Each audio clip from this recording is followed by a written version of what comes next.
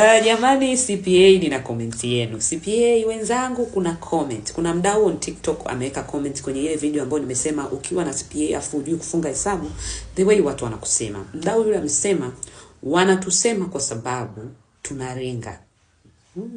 Kwa wao wanajua akati hatujui hata kufanya reconciliation. So guys, mnaambiwa mjui kufanya reconciliation. So my question is, naamini mnaweza mkajifunza, right? You did performance. Reconciliation, bank and cash book. Kuliconcile mshindwe. Hamkupata tu platform ya practice, but if you learn, you get a platform, mnaweza mkajifunza. So natamani kumjibu mdau, yes you're right, si sawa mtu kuringa, si sawa mtu kujiona bora kuliko mwenzio. Wote ni bora, wenye CPA ni bora na wasio na CPA ni bora. Ni hizi zote ni professional. And sisi wote ni wamoja. Kwa ninakuambia kwamba yule wa CPA ambaye anajua kufanya reconciliation akijifunza anaweza kufanya hiyo reconciliation. Alafu na wewe ambaye hauna CPA alafu unaweza kufanya reconciliation, ukifanya mitihani ya CPA pia unaweza ukapata CPA. Yani that's the comment, it's the humble reminder kwamba mhasibu unapaswa uwe na CPA. It's a must kwa wewe kuwa na CPA. Kwa hiyo iwe kama wake up call, kama kuna makasiriko yanakuja pale ambapo mwenye CPA anajifanya anakuonyesha anadharau, hebu wewe nenda kafanye CPA. Imagine umefanya na CPA alafu una experience, wewe utashikika kweli?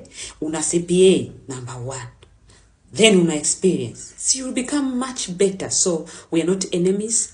Kama una experience, una ujuzi, unafahamu kazi, unajua kufunga hesabu, unajua kuandaa reconciliation na report mbalimbali, go and do CPAs, kwa sababu ili uwe mhasibu uliyekamilika, uitwe mhasibu according to sheria, ni lazima uwe na CPA. So I'm encouraging you guys, kwa kuwa unaweza kufanya tena, kwako itakuwa rahisi zaidi kwa sababu umekaa kwenye field muda mrefu.